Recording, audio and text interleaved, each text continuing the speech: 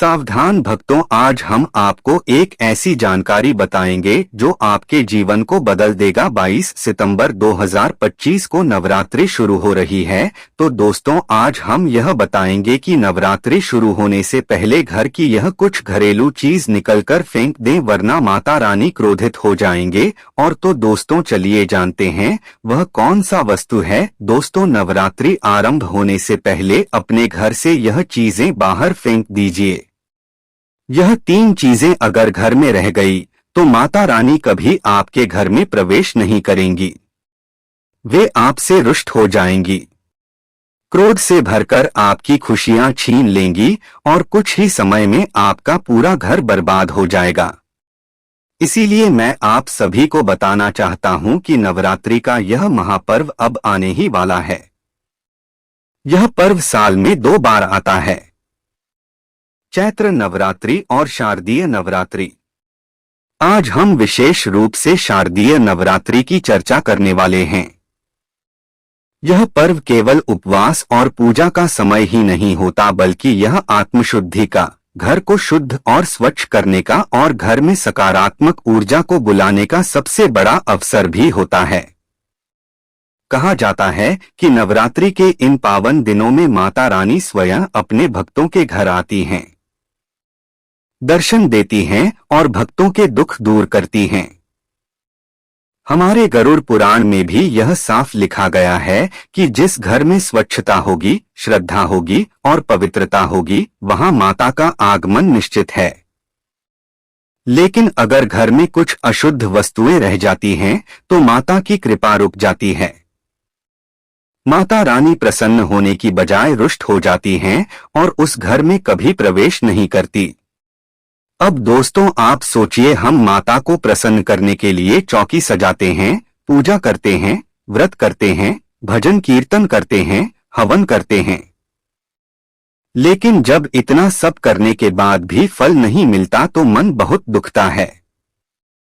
हमें लगता है कि माता रानी हमारी सुन ही नहीं रही हैं। लेकिन सच्चाई यह है कि गलती हमारी ही होती है। दरअसल हमारे घर में कुछ ऐसी अपवित्र चीजें पड़ी रहती हैं जो माता रानी के आने में बाधा बनती हैं। इसलिए आज के इस वीडियो में जो विषय हम चर्चा करेंगे वह साधारण नहीं है। आपसे मैं हाथ जोड़कर निवेदन करता हूं कि वीडियो को अंत तक ध्यान से सुनना और कमेंट बॉक्स में जय माता दी अवश्य लिखना। आप सभी को नवरात्रि के इस महापर्व की ढेर सारी शुभकामनाएं। माता रानी आपकी सभी इच्छाओं को पूर्ण करें। दोस्तों, इस वर्ष नवरात्रि 22 सितंबर से शुरू होगी और 2 अक्टूबर तक चलेगी।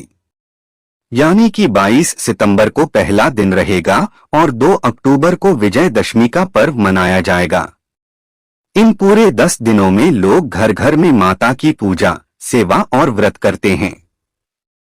लेकिन शास्त्रों में यह भी लिखा है कि नवरात्रि शुरू होने से पहले घर की पूरी सफाई करना बहुत आवश्यक है।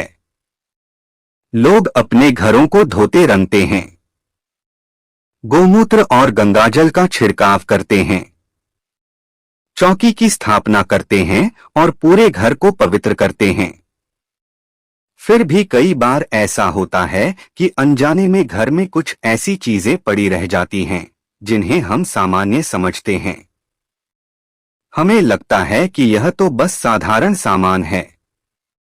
लेकिन यही साधारण सी वस्तुएं मां लक्ष्मी, मां अम्बे और मां गौरी को घर में आने से रोक देती हैं। इसलिए आपसे फिर से आग्रह है कि अगर आप माता की कृपा पाना चाहते हैं तो इस वीडियो को पूरा ध्यान से देखना। कहीं आपकी एक छोटी सी भूल आपके पूरे परिवार के लिए भारी ना पड़ जाए। अब देखिए, पूजा करना, जप करना, व्रत रखना, यह सब तो आसान है, लेकिन सबसे कठिन काम है माता रानी को प्रसन्न करना। और माता रानी कब प्रसन्न होंगी? जब आपका घर पूरी तरह से स्वच्छ और पवित्र होगा। इसीलिए मैं अब सीधे मुख्य विषय की ओर आता हूं। यह सब बातें गरुड़ पुराण, स्कंद पुराण और वास्तुशास्त्र के आधार पर बताई जा रही हैं। आप ध्यान से सुनना और समझना कि कौन सी वस्तु घर के किस कोने में रखी है और उसका माता के आगमन से क्या संबंध है। दोस्तों, सबसे पहली चीज जिसके बारे में मैं बताने जा रहा हूं, उसका माता रानी से गहरा संबंध है। कई बार महिलाएं घर में सूखा सड़ा या बासी अनाज संभाल कर रख देती हैं। सोचती हैं कि गाय आ जाएगी तो उसे दे देंगी या फिर किसी दिन बाहर फेंक देंगी।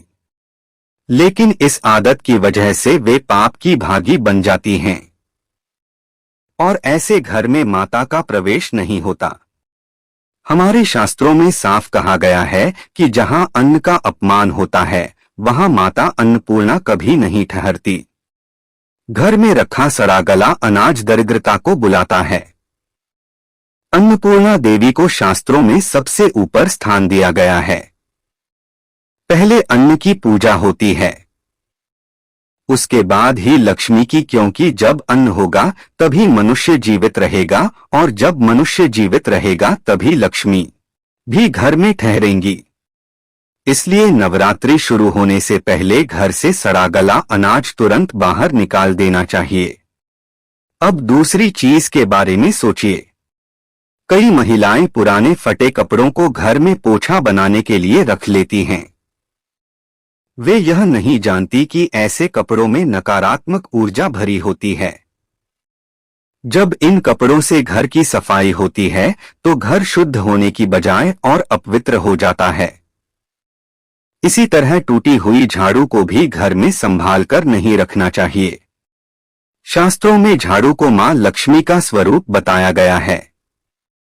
टूटी झाड़ू घर में दरिद्रता लाती है और मां को दूर कर देती है। इसी प्रकार कई लोग घर में फटे पुराने जूते चप्पल भी सहेज कर रखते हैं। सोचते हैं कि आगे चलकर काम आ जाएंगे, लेकिन यह सीधा संकेत है कि ऐसे घर में माता कभी प्रवेश नहीं करेंगी। दोस्तों, माता रानी को घर बुलाने के लिए लोग तरह तरह के उपाय करते हैं। कोई चौकी लगाता है, कोई व्रत करता है, कोई पूजा पाठ और हवन करता है। लेकिन अगर घर में छोटी छोटी गलतियां रह गई तो माता रानी आपके घर में प्रवेश ही नहीं करेंगी। शास्त्रों में कहा गया है कि फटे पुराने कपड़े, पुराने जूते चप्पल, कागज और बांसी अखबार, यह सब घर में नकारात्मक ऊर्जा फैलाते हैं। जब घर में नकारात्मकता होगी तो वहां माता का आगमन कैसे होगा। देवी मां को गंदगी और अशुद्धता कभी पसंद नहीं आती। इसलिए जितनी जल्दी इंसान यह बात समझ ले उतना उसके लिए शुभ होता है। अब सोचिए, हमारे घरों में कई बार ऐसे पौधे भी होते हैं जो माता लक्ष्मी और मां अंबे के आने में बाधा डालते हैं। परंतु इन पौधों को हम तुरंत बाहर फेंक तो नहीं सकते। लोग अपने घर में पौधे लगाते हैं, कभी आंगन में, कभी बालकनी में, कभी गमले में। लेकिन नवरात्रि के समय यदि संभव हो तो इन पौधों को घर से बाहर किसी गार्डन में, मंदिर के पास या किसी खुली जगह पर रख देना चाहिए। हमारे शास्त्रों में कुछ ऐसे पौधों का उल्लेख है जिन्हें नवरात्रि के दिनों में घर से बाहर करना अनिवार्य माना गया है। उदाहरण के लिए बबूल और कीकर के पौधे। बहुत से लोग इनको अपने आंगन या गमले में लगा लेते हैं, लेकिन मान्यता है कि यह पौधे घर में दरिद्रता, तनाव और मानसिक अशांति लाते हैं। जब घर का वातावरण अशांत होगा, इंसान का मन विचलित होगा, तो फिर उसका मन पूजा पाठ में कैसे लगेगा। और जब मन पूजा पाठ में नहीं लगेगा तो माता रानी प्रसन्न कैसे होंगी। इसलिए यदि आपके घर में कीकर या बबूल का पेड़ है तो उसे तुरंत हटा देना चाहिए। इसके अलावा हमारे शास्त्रों में यह भी लिखा गया है कि कांटेदार पौधे घर में कभी नहीं रखने चाहिए, चाहे नवरात्रि हो, दिवाली हो, सावन हो या होली हो। कांटेदार पौधे घर में कलह, झगड़ा और दरिद्रता लाते हैं। यह पौधे नकारात्मक ऊर्जा को आकर्षित करते हैं। जब घर में नकारात्मक ऊर्जा होगी तो झगड़े, क्लेश और कलह होना स्वाभाविक है। जिस घर में हर वक्त कलह और औरतों का अपमान होता है, उस घर में माता रानी कभी प्रवेश नहीं करती। इसलिए नवरात्रि के पावन अवसर पर हमें यह ध्यान रखना चाहिए कि कैक्टस, बबूल, कीकर और सूखे बासी पौधे घर में न रहें। यहाँ तक कि अगर घर की तुलसी भी सूख गई है तो नवरात्रि से पहले उस सूखी हुई तुलसी को बाहर निकाल देना चाहिए, क्योंकि सूखे पौधे भी अशुभ और अपवित्रता का कारण बनते हैं, माता की कृपा रोक देते हैं और उनके आगमन में बाधा डालते हैं। इसके विपरीत इस समय घर में हरे भरे और पवित्र पौधे लगाने चाहिए, जैसे तुलसी, मनी प्लांट, अशोक, बेलपत्र, नीम और आम के पौधे। इन पौधों में धार्मिक ही नहीं बल्कि वैज्ञानिक दृष्टि से भी लाभ है। यह पौधे घर की हवा को शुद्ध करते हैं, सकारात्मक ऊर्जा फैलाते हैं और घर के वातावरण को शांत और सुखद बनाते हैं।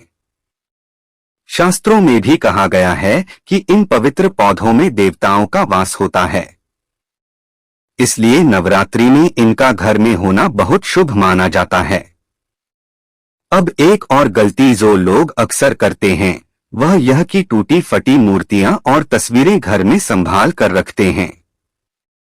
कई बार कहते हैं कि यह तो मुझे किसी ने तोहफे में दी थी, यह मेरे किसी प्रियजन की याद है, इसे कैसे फेंक दूं? लेकिन याद रखिए, खंडित मूर्तियां और टूटी तस्वीरें घर में रखना बहुत बड़ा अपशकुन होता है। टूटी मूर्ति का अर्थ है कि आप अनजाने में भगवान का अपमान कर रहे हैं। दोस्तों, बहुत से लोग यह प्रश्न करते हैं कि हमारे घर में जो टूटी हुई भगवान की तस्वीरें या पोस्टर रहते हैं, उन्हें आखिर कहाँ रखा जाए, क्योंकि अगर हम उन्हें तालाब या कुएं में डालेंगे तो वहां गंदगी फैलेगी। तो ऐसे में सबसे उत्तम उपाय है कि उन तस्वीरों या पोस्टरों को अग्निदेव को समर्पित कर दें। आप उन्हें जला सकते हैं, क्योंकि अग्नि को देवता का रूप माना गया है और यज्ञ में भी अग्नि को ही भगवान का मुख माना गया है। जब दीपक जलाते हैं, अगरबत्ती जलाते हैं, तो वह भी अग्नि के माध्यम से ही भगवान को अर्पित होता है। इसलिए यदि आप तालाब या कुएं को गंदा नहीं करना चाहते तो भगवान की टूटी तस्वीरें या पुराने पोस्टर को अग्नि में अर्पित कर सकते हैं। सूखे फूल या घर की पूजा में चढ़े पुराने फूल बरकत के नाम पर अलमारी में, तिजोरी में या मंदिर में ही सजाकर रख लेते हैं। सोचते हैं कि यह तो गुरु जी ने दिया था या मंदिर से लाए थे, इसे कैसे फेंक दें? लेकिन शास्त्रों में साफ कहा गया है कि सूखी माला, सूखे फूल और जली हुई अगरबत्ती या धूप की राख घर में पड़ी रह जाए तो पूजा का फल नष्ट हो जाता है। चाहे आप कितनी भी पूजा कर लो, चाहे कितना भी जप कर लो, उसका कोई प्रभाव नहीं होता। इसलिए नवरात्रि शुरू होने से पहले इन सब चीजों को घर से बाहर करना अनिवार्य है। देवी मां ताजगी और सुगंध को पसंद करती हैं। वे कभी भी गंदी और बांसी वस्तुएं स्वीकार नहीं करती। अब देखिए, घर में बच्चों के टूटे खिलौने भी नकारात्मक ऊर्जा का कारण बनते हैं। मान्यता है कि टूटी वस्तुएं लक्ष्मी जी का अपमान करती हैं। उसी प्रकार बहुत से लोग घर में बंद घड़ियां, फ्यूज बल्ब या खराब इलेक्ट्रॉनिक सामान जमा कर रखते हैं कि आगे चलकर काम आएगा। लेकिन यह चीजें आगे काम आए या ना आए, माता रानी को घर से दूर जरूर कर देती हैं। शास्त्रों में कहा गया है कि घर में बंद घड़ी कभी नहीं रखनी चाहिए, क्योंकि बंद घड़ी जीवन में रुकावट और स्थिरता का प्रतीक होती है। नवरात्रि का समय नई शुरुआत का प्रतीक है, इसलिए इस समय खराब घड़ी को घर से बाहर निकालना शुभ माना जाता है। बंद घड़ी न केवल बेकार जगह घेरती है, बल्कि मानसिक रूप से ठहराव और उदासी का भाव भी देती है। इसी तरह बहुत से घरों में पुरानी एक्सपायर हो चुकी दवाइयां भी दराजों और अलमारियों में रखी रह जाती हैं। शीशियां या पत्तियां ऐसे ही पड़ी रहती हैं। लेकिन शास्त्रों के अनुसार घर में दवाइयां रखना अशुभ माना गया है। यह रोग और बीमारी को आमंत्रण देती है। जिस घर में रोग और बीमारी होगी, उस घर में माता रानी कभी प्रवेश नहीं करती, क्योंकि वहां पवित्रता और स्वच्छता का अभाव होता है। आप सोच सकते हैं कि माता तो भक्तों के दुख हरने आती हैं। आशा है आपको यह वीडियो पसंद आई हो तो कमेंट बॉक्स में जय माता रानी जरूर लिखना।